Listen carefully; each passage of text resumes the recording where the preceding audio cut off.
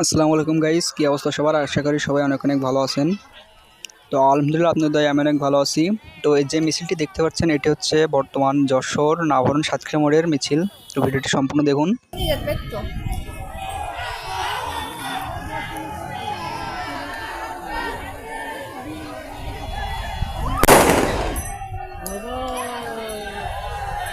¿Quién fuera?